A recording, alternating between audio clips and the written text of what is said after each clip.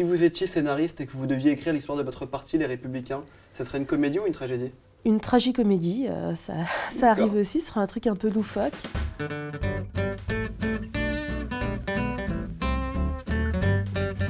On vous dit gaulliste, séguéniste, filloniste, certains disent même que vous êtes pianiste. Qu'est-ce que le portélisme? J'ai commencé en politique avec Philippe Séguin. Il y a des thèmes qui lui étaient chers, qui me sont chers aussi. Des fractures entre les territoires, des fractures sociales. L'ascenseur républicain, la méritocratie, ça fait partie de mon ADN politique. Plus séguéniste que filloniste. Je continue à être fière d'avoir soutenu le programme de François Fillon et François Fillon, mais à la base, je suis surtout, oui, séguiniste. On n'entend pas beaucoup parler de cette élection des Républicains. Est-ce que vous croyez que c'est parce qu'il y a beaucoup d'indécis, comme nous, ou parce que tout le monde s'en fout? Je crois que c'est un peu des deux. Ouais. Notre parti est malade, ça sert à rien de masquer les symptômes. Il va y avoir une abstention, je pense, assez importante. Oui, on a des militants qui en ont un peu ras-le-bol et qui sont désabusés, on les comprendrait pour moins que ça. Donc oui, il y a du boulot. Vous étiez comment à 20 ans? Vous étiez indécise, vous aussi, ou pas? J'étais casse-pied déjà, mais pas du genre indécis. J'ai milité au RPR à partir de 13 ans. Donc non, la décision, c'est pas mon genre. J'ai un club de foot que je supporte, c'est clair et net. C'est qui? PSG. Ah bah ça va, ça vous fait un bon point déjà. Ouais, mais je vais perdre tous les supporters de l'OM. Non, bah c'est pas grave, vous inquiétez pas. Laurent Wauquiez, c'est le favori de l'élection à la présidence des Républicains. Dit-on, ouais. Est-ce que vous quitteriez les Républicains si Laurent Wauquiez était amené à gagner? Bah non, puisque je vais gagner. Et si vous êtes amené à perdre, alors on peut imaginer la défaite? Bah non. Non plus. Non, en général, quand je vais à une élection, c'est pas pour imaginer la défaite, ce serait un peu sinistre. Votre campagne, elle se passe plutôt bien, on vous voit un peu partout. C'est quoi votre thème de campagne favori? Remettre ce parti sur pied, lui redonner sa fonction première qu'il a perdue depuis très longtemps. L'UMP, ça a été pour moi une erreur. On a additionné des tas de courants pour faire des machines électorales, mais le fond, on s'est passablement assis dessus. Et ce parti ne réfléchit plus, il n'écoute plus ses militants, il assume plus ce qu'il est, et c'est dommage. Et pourquoi l'UMP ça a été une erreur? C'est quel courant qui n'avait pas sa place à l'UMP? Mais aucun, parce que tous avaient leur place. Si vous voulez, quand on additionne, on fait une recette d'un truc un peu indigeste, avec des tas d'ingrédients, au bout d'un moment, c'est plus trop ce qu'il y a dedans. Ça ressemble à rien, le gâteau. Vous êtes fan de cinéma, il paraît. Oui. Si vous étiez scénariste et que vous deviez écrire l'histoire de votre parti, les Républicains, ça serait une comédie ou une tragédie? Une tragicomédie, ça arrive aussi, ce sera un truc un peu loufoque. Ce serait pas triste. C'est vrai que c'est un peu pathétique ce qui se passe en ce moment, mais ce qui se passe vraiment depuis longtemps. Si vous deviez choisir la comédienne qui jouerait votre rôle, ça serait laquelle? J'aime beaucoup Sandrine Bonner. Et pour Laurent Wauquiez, ça serait qui? Quelqu'un qui serait en tous les cas apte à jouer plusieurs rôles. C'est pas trop dur de faire une campagne, de se balader tout le temps sur les routes? Non, c'est sympa. Vous avez une chanson de campagne? J'ai quelques chants de supporters du PSG des fois, mais... Vous pourriez le chanter là? Non, justement parce que j'aime bien la musique. Vous êtes musicienne? Moi, je suis musicienne. Quel instrument vous jouez? Je joue du piano, de l'orgue et je fais du synthé quand je suis avec mon groupe. Vous avez un groupe? Ouais, un groupe avec des fonctionnaires de ma mairie qui s'appelle les Bloody Mary. On fait du rock essentiellement. Est-ce que vous croyez que les Français vous connaissent ou pas? Ça m'arrive d'être interpellée maintenant un petit peu, surtout depuis la campagne de François Fillon. On a été voir les Français, on leur a demandé si vous connaissez, regardez leurs réponses. Est-ce que vous connaissez cette personne? Oui. C'est une chanteuse? Je sais pas, une présentatrice télé. Présentatrice C'est parce que je télé? suis blonde. Une femme politique. Ah bien, exactement, femme politique. Droite ou gauche? Gauche. Elle serait bien avec Macron, elle. Ah, Oula, voilà. surtout pas. Les Républicains. Elle a été porte-parole de François Fillon pendant la campagne des présidentielles et là elle essaye de représenter sa ligne. Ouais, bah alors non, dans ce cas, non. Ah non, bah qu'elle s'en aille alors. Bonne chance à elle parce que je pense que Laurent Wauquiez va gagner. Après, je serais ravie que ça soit elle, mais je la connais assez peu Pourquoi vous seriez ravi? parce que c'est une femme.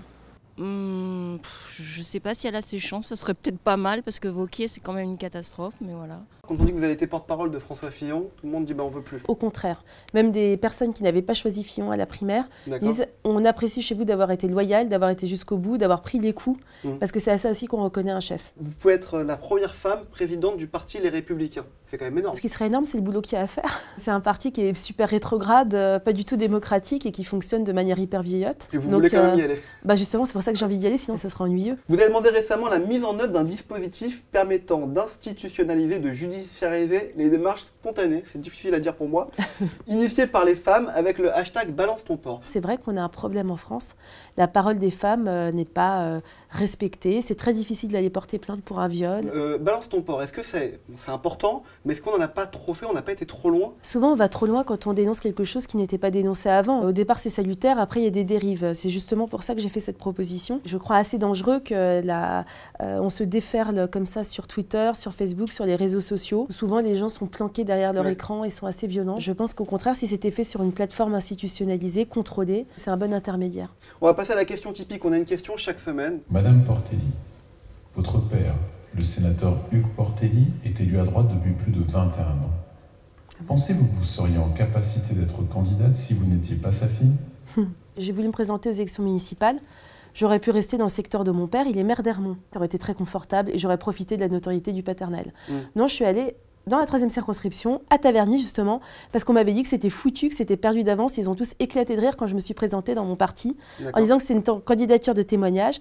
Et j'ai tenu à y aller, primo parce que j'aimais ma ville, parce que je trouvais que j'avais un super projet pour cette ville avec mon équipe.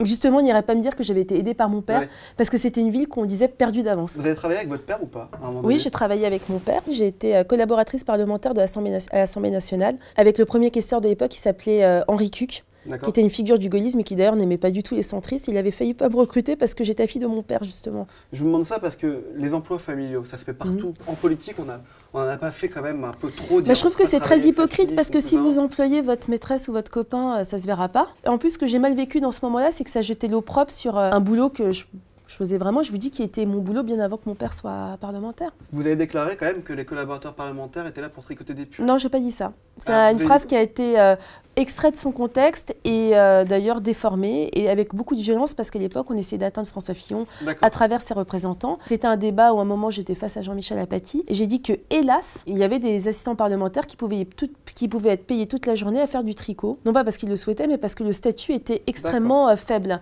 Et d'ailleurs, quand j'étais collaboratrice parlementaire, je me suis battue pour le statut des assistants. On va passer au que oui, que non. Vous répondez que oui, que non à chaque fois. Est-ce que vous avez eu une mention au bac? Que oui. Laquelle? On a dit que oui, donc vous avez raison, vous voulez pas dire laquelle, c'est assez bien. Sens commun, est-ce qu'ils ont leur place aux Républicains? Que ça dépend. On a dit que oui, que non. Que oui, actuellement. Il y a des gens très bien sens commun, ils se sont désolidarisés totalement du propos de leur président, ça a été clarifié. Et franchement, il y a beaucoup de fantasmes derrière sens commun. Ah bon? Ouais.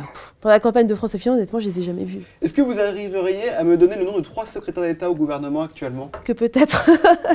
Les ministres, oui, mais les secrétaires d'État, honnêtement, comme je pense qu'ils ne servent à rien, c'est difficile pour moi de les citer. En général ou chez Macron? En général, et chez Macron encore plus. Vous voyez même que des ministres d'État qui étaient ministres de la Défense et de la Justice, on les a dégagés au bout de quelques semaines et ça n'a ému strictement personne. Vous êtes déjà confondu avec une autre personnalité politique? Valérie Pécresse. Est-ce qu'elle vous soutient, Valérie Pécresse, dans la campagne? Et on est proche, c'est quelqu'un qui est très bienveillante avec moi. Après, elle ne soutient personne officiellement dans cette campagne. Vous êtes fan de football?